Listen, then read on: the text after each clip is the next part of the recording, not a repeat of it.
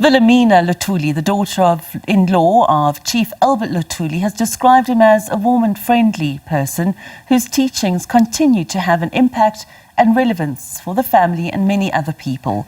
Luthuli is testifying at the inquest into circumstances surrounding his death. Luthuli was struck by a goods train in July 1967. Wilhelmina Luthuli has also refuted reports that Chief Luthuli had poor vision and was hard of hearing and unwell. She told the court that he was a strong man who used to walk over 3 kilometers a day. The original inquest in 1967 found that Luthuli had been accidentally struck by a train in Groutville, KwaZulu-Natal. Let's cross now to reporter Ayanda Mhlongo for more. Good afternoon, Ayanda. Very good afternoon. So what else has been happening today in those hearings?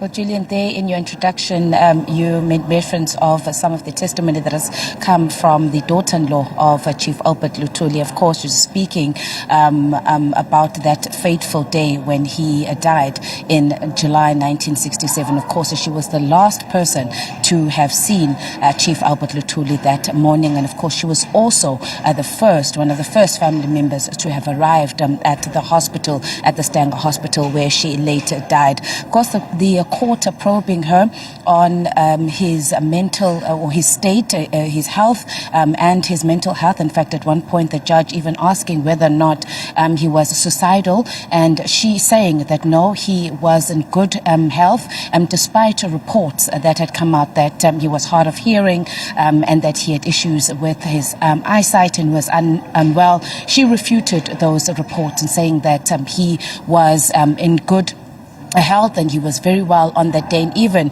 describing, of course, the distance that Chief Albert Luthuli had walked almost every day, almost just over 3 kilometers. And of course, this seems to confirm what the family had always said when they've disputed the findings of that inquest in 1967 that found that he had accidentally been struck by a goods train. She also then getting a little bit emotional towards during her testimony, especially when she spoke about his last and final moments. And she said, in terms of the injuries as well, that when she had found him in hospital, she found that in terms of the body, he had no injuries on the body, but he did have a gaping wound in his head, and that he had tried to speak to her, but he was mumbling and she couldn't quite make sense of what she is saying. Again, she stressed the fact that this is contrary to the reports on the injuries that he had sustained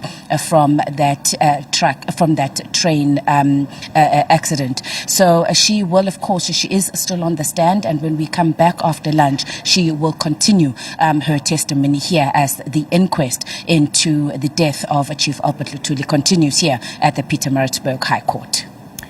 Thanks very much. Ayanda Mhlongo at the High Court in Pietermaritzburg at the reopened inquest into the death of ANC leader Chief Albert Luthuli. A lot seemed to be coming out there.